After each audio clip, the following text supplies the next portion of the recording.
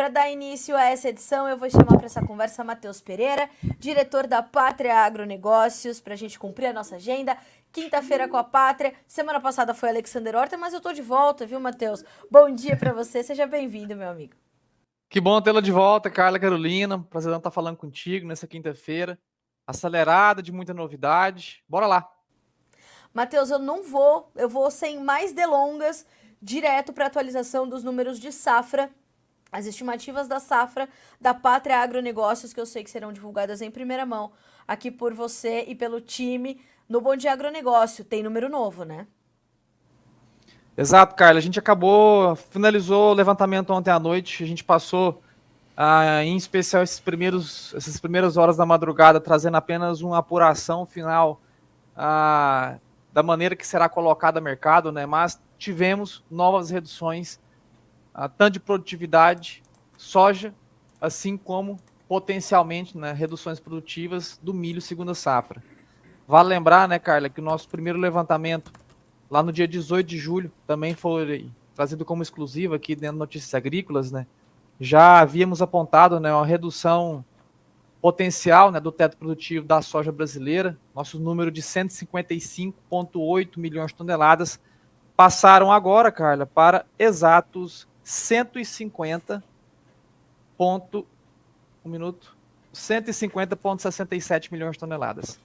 Então a gente já tem uma redução potencial, né, sobre ciclo de 2,2%. Pode parecer pouco, né? Só que vale lembrar que o potencial produtivo da safra 23-24, assim como alguns, né, estimaram que o Brasil teria capacidade, e hoje se torna já totalmente ilógico, tais estimativas, né, é de que o Brasil poderia produzir algo perto de 165. Então, se a gente já fala de 150,67, já são aí 15 milhões de toneladas, né, de soja que são levadas rala abaixo, né, devido às dificuldades, né, podadura em campo, falta de qualidade de germinação, necessidade de replantio, enfim, uma safra extremamente turbulenta, Carla. Matheus, a gente está falando de um dos menores números do mercado, então 150 milhões, até porque o ponto de partida de vocês já era menor também do que os demais. Vocês falavam numa ameaça climática com o El Niño em 17 milhões de hectares, esse número ficou bem gravado na minha mente, e agora a gente começa a ver os resultados disso. O que que ainda pode mudar? O que que a gente ainda pode ter de surpresa nessa safra, se é que a gente ainda não viu tudo? Olha, Carla, é muito bem pontuado, né? Nosso número já no primeiro levantamento ele já vinha abaixo do mercado, né? Mostrando uma realidade mais palpável do que víamos em campo, tá? Não só em campo, mas também nas previsões, né? Tanto é que hoje, né, grande parte desse mercado que contestava as nossas previsões estão adequando as mesmas leituras, né, aos nossos números, né? O que a gente já fala desde julho é o que hoje o mercado começa a talvez replicar, tá bom? Então, mais uma vez, né, a gente tem mostrado essa tentativa de antecipação realmente para o nosso cliente pátria, para as pessoas que nos seguem por aqui, para mostrar realmente a realidade do campo, né? Sair um pouco dessa metodologia estatística, né, de só olhar o passado, né? A gente tem que olhar também não só o agora, mas também o que vem pela frente. Então, os nossos números sim são hoje 150,67 é o menor número, mais uma vez, né, dentre todas as estimativas de safra de empresas fidedignas no mercado. Tá? Então, assim como 155,8 lá em julho pareceu ser números um pouco subprecificados, né, subestimados, né, agora o mercado como um todo, né, replica o que a gente já alertava desde julho. E mais uma vez, né, 150,67, Carla, a gente teve até que fazer aí nos últimos dias, né, foram 35 dias de levantamento, foi o levantamento mais prolongado da Pátria. A gente nunca teve tanta amostragem estatística como tivemos nesse levantamento, que foi publicado ao fim do mês de novembro. Tá? Então, realmente, assim, é uma apuração muito precisa do que a gente vê em campo, Carla. Então, nesse exato momento, a gente está confortável com esse número, né? Acreditamos até que poderemos ver pequenas correções abaixo, caso os problemas continuem se dissipando, viu, Carla? Então, as surpresas, apesar de, aparentemente, né, o pior ter passado, né, já o pior já ter ficado para trás, ainda não podemos trabalhar com um cenário de excelência, né, para a cultura da soja verão aqui no nosso país. Matheus, tem locais que te preocupam mais? Tem regiões produtoras que exigem mais cuidado, maior atenção e podem trazer essas surpresas, né, que você acabou de pontuar de forma geral, quando a gente olha para a safra toda do Sim. Brasil, mas existem regiões que te preocupam mais nesse momento? Sim, Carla, e infelizmente são as principais regiões produtoras do nosso país, né? Eu até fico muito, assim, a todas as quintas-feiras, né, a gente faz também, ao período da tarde, um estudo mais profundo para a clientela pátria, né, mostrando realmente onde estão os problemas, quais são os potenciais quebras, consequências diretas ao mercado regional de cada cliente nosso. Então, sempre venho batendo na tecla, né, nesses estudos mais profundos para a clientela pátria, de que o padrão atmosférico hoje, ele se assemelha muito, né, ao que presenciamos em 98, 1998. Então, são quase mais de 2 décadas, né, atrás de quando tivemos uma semelhança atmosférica com o que vivemos hoje. Podemos criar comparações estatísticas com 98? Não.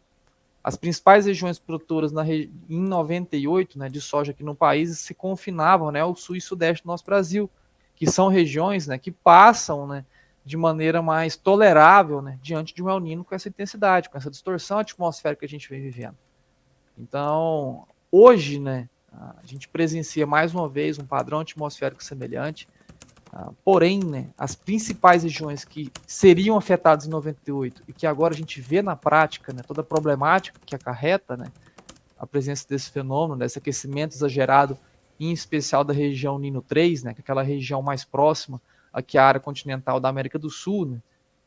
Então, as regiões que são afetadas por esse padrão é justamente o centro e norte do Brasil, que hoje se concentra cerca de 70% da safra de soja brasileira. Então, infelizmente, né, as grandes surpresas hoje, elas podem surgir ainda das principais regiões que produzem no nosso país. E vou citar, em especial, os epicentros dos problemas, que têm sido Mato Grosso, Rondônia e Tocantins. Esses 3 estados hoje que sofrem, né, com mais intensidade sobre essas aversões, né, climáticas. Não estou dizendo que os demais estados não estão sofrendo, também estão. Só que os principais problemas estão recaídos sobre esses 3 estados. Tá? Em especial no Mato Grosso, pela relevância que o estado tem para o nosso país, né? Cerca de um terço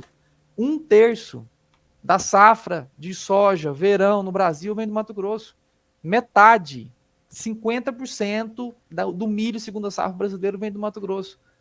Então, a relevância do Mato Grosso hoje para a produção nacional, somado, né, enfim, a infelicidade, né, dos amigos, compatriotas mato-grossenses estarem presenciando tanta diversidade em campo, coloca, né, uma grande preocupação ainda sobre essas regiões citadas. Então, podemos ainda assim, Carlos, apesar da gente estar já assim, já visualizamos, né, já conseguimos enxergar até onde o El Niño cria intensidade. Ele na nossa leitura, né, ele parece gerar o pico de intensidade agora na segunda semana de dezembro. A partir dali, né, começa o processo de desaceleração. Só que a desaceleração ela não é da noite para o dia, tá? E algo que até visualmente sempre se tem para a clientela pátria é a mesma coisa da gente esquentar a água, né, no fogão. Ela demora um tempo para criar ebulição, depois que cria ebulição, enfim, atingir o ponto de fervura, né, ela começa a evaporar. E mesmo que se você desliga o fogo imediatamente, aquela água não se torna fria de um segundo para o outro.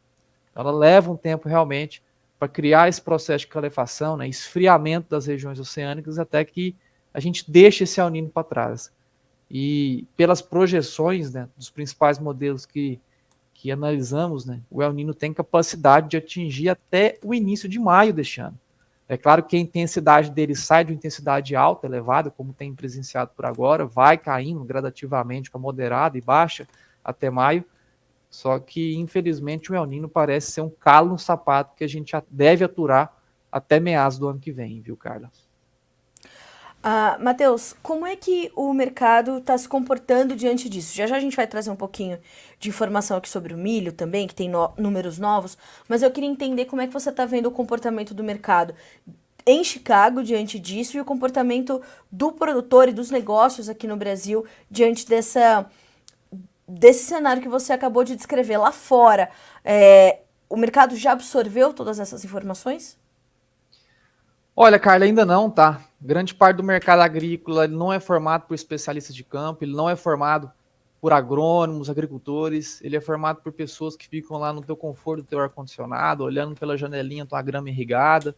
Então ele não é formado por pessoas que estão sentindo na pele, né, as dificuldades que existem em campo hoje, tanto pela seca, né, que se desenvolve na região central, quanto os excessos que foram presenciados no sul, né. É claro que sempre vale lembrar, né, que para o produtor rural, é muito melhor a gente contornar o excesso do que a falta. O excesso sempre há alternativas, a falta de chuvas, infelizmente, não há soluções. Então, o que a gente vem vivendo por agora, Carla, é que o mercado precisa de gestão. Primeiro, precisa de consenso, tá? Ainda existem, né, alguns alegando que o Brasil possui potencial produtivo de atingir produtividades, recordes no nosso país. É totalmente incabível, tá, essas leituras hoje para o nosso Brasil, né, diante dessa tanta dificuldade que se existe, né, na região central brasileira. E até aqueles que estejam nos assistindo, pessoal, que possam estar presenciando uma safra saudável em campo, né? Sai do teu quintal, tá? Muitas das vezes a gente olha, né, e acaba refletindo o que presencia-se talvez em 0,001% da safra nacional, tenta refletir, né, criar projeções para a safra como um todo, né, uma safra gigantesca distribuída de sul a norte do país.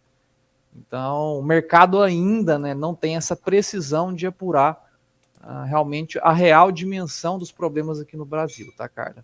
Claro que 150 milhões de toneladas é longe de ser uma catástrofe produtiva, apesar de que estamos presenciando em alguns casos específicos, né, pontuais, catástrofes sem igual, tá? Em especial dentro do Mato Grosso e Rondônia, onde os relatos da clientela pátria de catástrofes produtivas é comum, se tornou comum esse ano. Mas a gente vale lembrar que existem outras regiões que sim estão sendo contrapondo, né, essas catástrofes gerais hoje em alguns pontos, algumas partes, né, do nosso país. Então, o mercado ele precisa um pouco mais de gestão do que acontece aqui no nosso país, porque, como mais uma vez, né, ele não é formado por quem sente na pele o que acontece no campo hoje, Carla. Matheus, e como é que o produtor está avançando ou não com a sua comercialização? Embora, né, ele veja todo esse problema no campo, isso, se reflete em preços melhores formados aqui para a nossa soja brasileira, isso incluindo também já a tua perspectiva sobre a movimentação dos prêmios, e o produtor tem aproveitado essas janelas caso elas estejam se abrindo? Olha, Carla, o produtor rural, né, sempre ressalto isso, né, ele sente-se desestimulado, né, a avançar com novas vendas, então não há hoje o interesse, né, da base produtiva no nosso país em avançar com vendas, os preços não são atrativos, eles veem os problemas em campo, e, enfim, a balança, né, entre tomar o risco de avançar com vendas e não ter aquele produto, né, a ser entregue em 2024, ela pesa para o lado de não fazer os negócios. Tá? Então a gente tem observado uma apatia como um todo, né, dispersada pelo nosso país, na tentativa de avançar com novas vendas em 2024, o volume de vendas, o volume de negociações está muito baixo, desestimulado por um campo que está sofrendo com as faltas de chuva, né, desestimulado por um mercado que ainda não traz a reação, né. Vale lembrar que a vasta maioria do mercado é formado por pessoas que sequer entendem, né, a diferença entre fisiológica entre soja e milho. Acham que só porque são duas plantas verdes que se desenvolvem de maneira iguais, né? Então, o mercado precisa um pouco mais de tempo, né, até digerir, né, toda essa problemática que se desenvolve aqui no nosso país, né, principal celeiro de produção de proteína vegetal do nosso planeta. Matheus, a gente está falando de que níveis de preços agora para a safra nova de soja no Brasil, base Porto, para a gente ter uma ideia e o quanto disso traz margem para o produtor. Melhorou a situação? A corda que está no pescoço dele deu uma afrouxadinha? Felizmente não, Carla, e essa corda a gente sente aqui também, tá? Então, os preços 2024, apesar de a gente ter observado uma expressiva melhora dos prêmios de exportação, né? Prêmios de exportação que chegaram na casa de menos 100, menos 110 para 24, já chegaram a tocar regiões de menos 20, 25, hoje estão em menos 40, tá? Porém, os preços reais, né? O que o produtor importa, né? Que é o quê? O que está sendo pago, né? Em real por saca, na tua saca de soja base Porto, né? Hoje a gente tem um janeiro bem precificado, tá? Prêmios ali próximo, já no campo positivo. em janeiro a R$ 144 a saca, base Porto Paranaguá. Só que quando a gente já vira para o fevereiro, né, que é o contrato hoje, 2024, a gente já tem números, né, de 140. E para março a abril, né, a gente já tem uma escada, né, que já joga preço abaixo disso. Então é um reflexo que ainda, né, o mercado como um todo não olha para a realidade. Tá? Então continuaremos a campanha, né, de conscientização e acreditamos sim, né, que as demais consultorias do mercado que hoje estão atrasadas em relação ao nosso primeiro levantamento, que hoje, só apenas hoje, né, tentam mostrar o que a gente já mostrava desde julho, que agora tentem, né, também assim como nós, né, mostrar a realidade de agora, não do que passou para trás, né, que infelizmente o Brasil já deixa, né, de ter a capacidade de bater recordes de produção aqui no nosso Brasil, né, infelizmente por essa dificuldade extrema que vemos vivendo aqui, tanto no centro quanto no sul do nosso país. Maravilha. Matheus, a gente consegue trazer uma orientação para esse sojicultor nesse momento? Porque veja só aqui os relatos que a gente tem enquanto a gente está conversando. A Ana Cláudia Nascimento. Bom dia, Carla Mendes. Distribuição muito irregular de chuvas em Goiás. Plantio fragmentado, soja já plantada, soja por plantar, vai dar problema pela diferença dos estandes. Aí a gente tem, por exemplo, o Márcio Eno, 24 graus no Paraná, Nova Santa Bárbara, e eu sei que por lá a situação também está bastante complicada, clima muito irregular. Ana Cláudia Nascimento dizendo, aqui tem produtor que já disse que não vai plantar em toda a área. Problemas com estandes sendo comum esse ano, Paraná. Replantio, redução de plantas por metro linear. Tem gente falando aqui sobre a sua perda, né, que você apontou agora. O Ivan, bom dia, estão falando de uma quebra no Brasil de 20 milhões de toneladas. Seria a mesma coisa que Maranhão, Tocantins, Piauí e Bahia deixarem de plantar. Quer dizer, a gente tem registro de tudo quanto é jeito. A gente consegue trazer uma orientação que seja convergente para esses produtores ou cada um deles vai ter que ter um comportamento e uma estratégia distinta para passar pela safra 2023-24? Carlos, existem dois cenários, tá? O primeiro cenário, assim, é abrangente, né? Que poderia englobar produtor desde o extremo Rio Grande do Sul até a Roraima, né? É que num cenário onde o mercado ainda não enxerga contração de safra, e a gente presencia em campo, né, essa redução produtiva, o cenário é de que os preços poderão ainda reagir com mais intensidade. Então, num cenário como esse, né, onde há incerteza sobre produção, quem está produzindo hoje não tem nem a capacidade de dimensionar, né, o que vai ser retirado de campo, se torna muito difícil, né, e até inconsequente avançar com vendas agressivas no atual momento.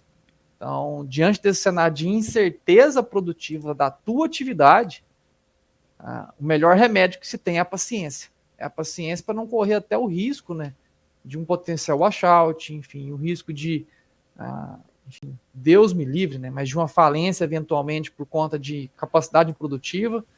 Tá? Então, de maneira geral, né, para aqueles que estão ali vivendo no campo, sentindo pela dificuldade, a paciência é o melhor remédio por agora ao mercado. Não tem o que ser feito, a não ser realmente aguardar condições climáticas mais favoráveis, tá? E até mesmo, Carla, um ponto importante ser citado. Temos clientes ali naquela, vamos dizer ali na via, né, entre Londrina e Cascavel, que é hoje a principal região, né, produtora de soja e milho do estado do Paraná, né? E existem clientes dentro de Cascavel que por muitos anos foi considerada a capital da soja no planeta, né? Até realmente até como municípios dentro do Mato Grosso tomarem esse posto, assim como municípios no Oeste Baiano tomarem esse posto, mas Cascavel sempre foi, né, conhecido no mercado afora como o celeiro da soja no planeta, e existem regiões hoje, talhões dentro de Cascavel, que estão sofrendo, né, com a abertura de vagem devido ao excesso de chuvas. Que loucura. Então, mesmo os excessos, né, que, enfim, diante de cenários entre falta completa ou excessos, né, que afogam a planta, mesmo os excessos estão realmente trazendo dificuldades, né, aos produtores do oeste do Paraná, né, em especial de Cascavel. Então, o produtor, né, de maneira geral, diante de um cenário como tal, ele tem que ter um pouco mais, né, de tolerância ao mercado, ele tem que realmente aguardar um pouco mais, até para criar esse consenso no mercado hoje, na parte compradora, de que não há estímulo para fazer novos negócios. Aquele que está sofrendo na pele uma redução produtiva, ele não vai avançar com novas vendas, a não ser que haja preço remunerador o suficiente para justificar tomada de risco. Tá? Então, cara, É um cenário bem complicado que a gente vem vivendo agora, 23, 24. Matheus, vamos falar um pouquinho do milho? A gente tem novos números da Pátria também, uma safra estimada, a segunda safra do Brasil, em 82,45 milhões de toneladas. Como é que a gente avalia esse número? O que essa nova estimativa da Pátria nos sinaliza, nos indica? Tá, Carla, ó, os 82,45 milhões de toneladas estimadas para a segunda safra brasileira já é uma redução de quase 18% a menos de milho a ser cultivado, a ser produzido em 2024 do que quando comparado com 2023. Meu Tá? Deus. Em valores absolutos também é quase a mesma coisa, que a gente partiu, né, de um ponto onde o ciclo 2023 ele foi um pouco acima de 100 milhões de toneladas de milho produzido aqui no Brasil. Para 2024 a gente está com 82,4 milhões de toneladas, né, principalmente pela formação da equação da redução da área total brasileira de segunda safra, que já sofre uma redução de 6%, tá? Uma redução muito agressiva, mais agressiva do que o último El Niño de alta intensidade que vivemos aqui no Brasil, que foi 15,16, tá? Produtividade reduzindo em 13%, porém eu chamo a atenção, Carla, para o centro-oeste brasileiro, aonde a gente tem estimativa de redução diária para o Mato Grosso de 6,7%, Certo. Estado de Goiás, 16% de redução diária. A gente vale lembrar que, apesar do Mato Grosso, né, ser o grande celeiro da produção de milho de segunda safra no Brasil, né, metade da área do Brasil ela vem quase integralmente do Mato Grosso, né, o Mato Grosso conseguiu, né, por liberação de vazio sanitário, tentar estabelecer uma cultura previamente. Cultura que a gente já sabe, que é aquela que foi estabelecida lá no início, né, da liberação do vazio, que hoje talvez esteja, né, classificado dentre as piores condições de desenvolvimento dentro do estado do Mato Grosso. Teve até relatos, né, de alguns produtores dentro do Mato Grossenses, né, que já, enfim, anteciparam, né, o processo de morte daquela cultura, a fim de não deixar ela sugando nutriente, porque já sabe que o retorno daquela cultura em campo ela vai ser praticamente no campo negativo. Já esperam, né, para estabelecer uma segunda cultura em campo. Não está no momento, tem que agora esperar o novo calendário fotossintético ser aberto, ao meados de dezembro, para colocar tanto algodão, ou já visando um plantio de milho de segunda safra, tá? Mas a redução tanto de área no Mato Grosso quanto em Goiás, né, assim como o Distrito Federal, Mato Grosso do Sul, a gente tem Minas Gerais reduzindo 4% de área, São Paulo reduzindo 6,5% de área, tá? Então, Rondônia reduzindo 14,5% de área em milho de segunda safra. Então, a redução de área já se torna algo irreversível. Infelizmente, né, sempre lembra a conta para aqueles que analisam números e esquecem que existe um mundo real dentro das porteiras. Né? Aqueles que esquecem de sujar os seus sapatinhos brancos, assim dizendo. Que hoje, a soja semeada, já desde o começo de novembro, ela já inviabiliza o plantio de milho de segunda safra no país. Exato. Porque já não há mais tempo hábil. O tempo médio de uma cultura de soja no Brasil é de 115 dias. Ah, Matheus, tem cultura 125? Tem, assim como tem cultura 105 dias. Então, médio, ciclo médio no nosso país é 115. Se a gente faz só a conta matemática, no lápis, papel e caneta, colocou soja no 1º de novembro, contabilizou 115 dias, já entra ao final de fevereiro. Já é o fim da janela ideal de plantio do milho aqui no segunda safra brasileira. Então, a redução diária já é algo notável e dificilmente revertido dentro do quadro atual do Brasil, viu, Carla? Bom, e isso quer dizer sustentação para os preços do milho também, Matheus? Exato. E no caso do milho, tem sido até mais notável, né, essa reação de Sim. alta, viu, Carla? A gente já viu tanto preços da nossa bolsa aqui brasileira, B3, né, já reagindo com intensidade. Tivemos contratos aí do milho 2024 que já subiram mais de R$10 por saca. Tá? Chegaram a bater R$10 por saca de alta no contrato julho, contrato setembro. Tá? O físico ainda lento no processo, né, de elevação. Normal essas reações, pessoal. A gente tem que entender o jogo como é jogado. Tá? Não é culpar o juiz, não é culpar o jogador, entender o jogo como está sendo jogado. Tá? Então, o mercado financeiro é o mercado mais reativo e depois o físico que vem buscando o tempo perdido. Né? E o que a gente vê por agora é isso. É uma reação muito acelerada que tivemos no financeiro e o físico gradativamente, né, subindo a sua escadinha de altas, né, no milho aqui dentro do nosso Brasil. Tá certo.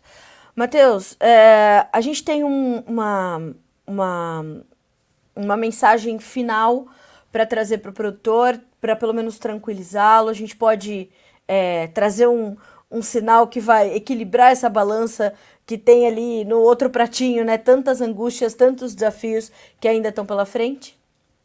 Sim, Carla, vivemos um ano problemático, sem dúvida alguma. Acho que já até ficou maçante, né? A gente tanto repetir isso por aqui.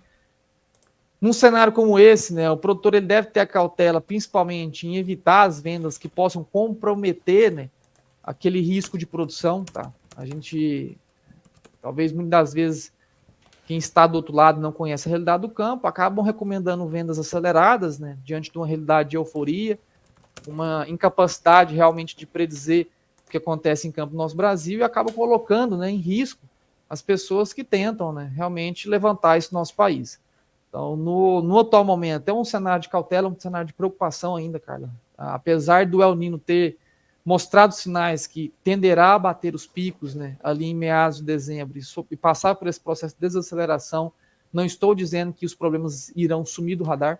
Temperaturas elevadas ainda são esperadas para o mês de dezembro, um padrão distorcido de chuvas. Nordeste começa a receber um pouco mais de chuvas dentro do mês de dezembro, e ainda a região central brasileira distorcida, regiões que faltam chuvas, regiões que têm chuvas. Então, precisamos de um pouco mais de paciência, porque apesar de hoje, a nível nacional, não termos uma catástrofe capaz de ser estimada, ainda há esse potencial que essa catástrofe venha aparecer no radar nos próximos 15 a 20 dias. 15 a 20 dias, cara. Chegamos no dia 20 de dezembro. Exato, sim. Olhamos a realidade do campo. As chuvas não se regularizaram, continuavam esse padrão lastimável que foi observado em outubro e novembro. A gente tem sim, em 15, 20 dias, a formação de uma catástrofe produtiva generalizada no nosso Brasil. Mais uma vez, cara, falei aqui com vocês, o Brasil nunca teve tanta área ameaçada, foram 17 milhões de hectares ameaçados sobre risco climático no Brasil esse ano, os mesmos 17 milhões que continuam sob ameaça. Então, podemos sim ainda, né, ampliar vertiginosamente essas perdas do nosso país, né, a depender realmente do desenvolvimento climático nesses próximos 20 dias. Então, produtor rural, amarra as calças, foca no campo, ainda tem muita área a ser semeada no nosso país, tá? Fica de olho nesse mercado. Eu sei que reta final de ano é trato cultural, as pessoas tendem, né, a desacelerar as atenções ao mercado, devido até, enfim, à conclusão de mais um ano. No final de ano a gente sempre tem aquele laço familiar mais presente, né, em ficar com as famílias, porém fiquem atentos. Fiquem atentos, vamos criar proximidade. Você, produtor rural, quer um pouco mais de orientação, quer colocar do teu lado uma equipe profissional de 12 analistas que olham o mercado a fundo, fazem pesquisas a campo, estatísticas, amostragens, não é achismo dentro da Pátria. Tá? Nos procure, redes sociais, Matheus Pátria, Pátria Agronegócios, nosso site, dá um Google aí, facinho você acha, tá? Pátria Agronegócios. Vamos realmente ter essa maior preocupação com as quebras, né? Quanto mais consciência a gente expõe ao mercado sobre os problemas que vivemos aqui dentro, mais rápido são as reações aos preços, tá, cara? Então essa é a mensagem final. Matheus, sempre bom estar contigo, meu amigo. Obrigada mais uma vez pelas informações tão valiosas. E o Idélio te diz o seguinte, ó, parabéns pela análise, Matheus, baseada em dados coletados em loco. Esse é o trabalho da Pátria, né? Obrigada, meu amigo. Tamo junto. Agradeço imensamente a participação de todos aqui hoje, pessoal. Eu sei que muitas vezes um cenário como o tal, né, ele cria muita ansiedade, né? Deixa realmente a classe Verdade. produtiva com os nervos à flor da pele. Sinto isso também aqui todos os dias, pessoal. Eu sei que essa dor que o mercado produtivo está sentindo por agora é uma dor que não é nem que eu crio empatia, é uma dor que eu sinto na pele. Falo muitas das vezes, antes de eu vestir esse coletinho pátria aqui, passei a minha vida em toda ao lado da família produzindo soja, produzindo milho. Sei das dores, passei todas essas dificuldades esses últimos 20 anos ao lado da família, então sei que não é fácil, porém a gente tem que entender o jogo como é jogado. O mercado ele não cria essas reações imediatas como gostaríamos que criasse, né? Porque não são formados, né, de pessoas que passaram a vida 10, 15, 20, 100 anos na agricultura, como nós passamos, né, como a família produtora passa no nosso país. Então a gente precisa de um pouco mais de conscientização, é expor cada vez mais ao mercado o que acontece dentro das porteiras, Carla. É isso mesmo. Obrigada, meu amigo. Bom restinho de semana pra ti, bom trabalho pra você e pra todo o time da Pátria. Te vejo quinta-feira que vem. Obrigada. Um grande abraço a ti, Carla, e a todos nos assistindo. Até logo, fique com Deus. Um abraço, meu amigo. Vocês também.